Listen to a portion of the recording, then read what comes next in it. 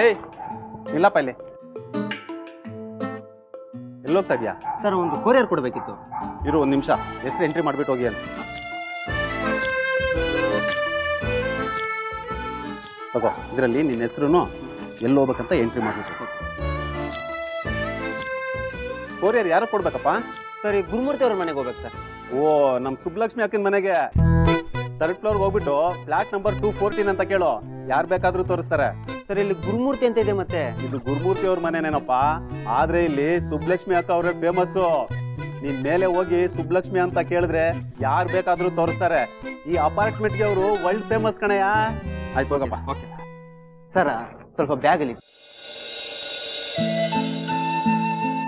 ಕೌಶಲ್ಯ, ಎಲ್ಲ ಸುಬ್ಬಲಕ್ಷ್ಮಿ ಕಾಣಿಸ್ತಾನೆ ಇಲ್ವಲ್ಲ?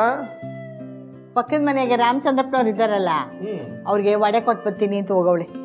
ನೀನ್ ಏನೇ ಹೇಳು, ನೆರೆಹೊರೆಯವರು ಸ್ವಂತ ಮನೆಯವ್ರ ಹಾಗೇನೆ ಪ್ರೀತಿ ವಿಶ್ವಾಸ ತೋರಿಸ್ತಾರೆ.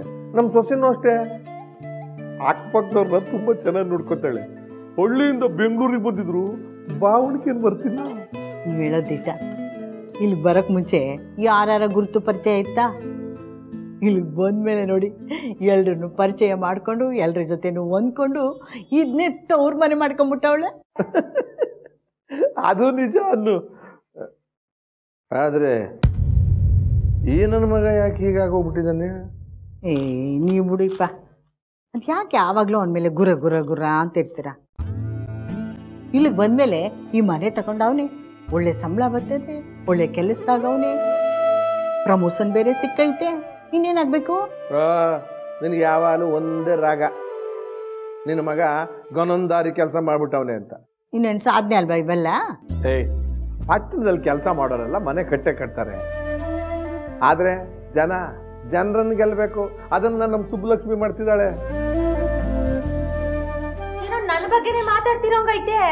ಏನಾರು ತೆಪ್ ಮಾಡದ್ನಾ? ಅಯ್ಯೋ ತೆಪ್ಪಗೋದೆ, ಮಾವಯ್ಯನವರು ಅವ್ರ ಸೊಸೆನ ಹೊಗಳ್ತಾವ್ರೆ.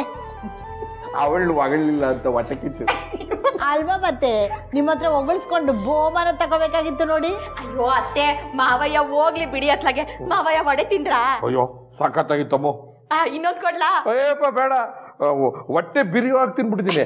ಆಮೇಲೆ ಬೈಲಿ ಆ ರಾಮಚಂದ್ರ ರಾಯರಿಗೆ ಒಡೆ ತಗೊಂಡು ಕೊಟ್ಟ. ಕೊಟ್ಟೆ. ಅಂಕಲ್ಗೆ ನಾನ್ ಮಾಡೋ ಅಡ್ಗೆ ಅಂದ್ರೆ ಬಹಳ ಇಷ್ಟ ಮಾವಯ್ಯ.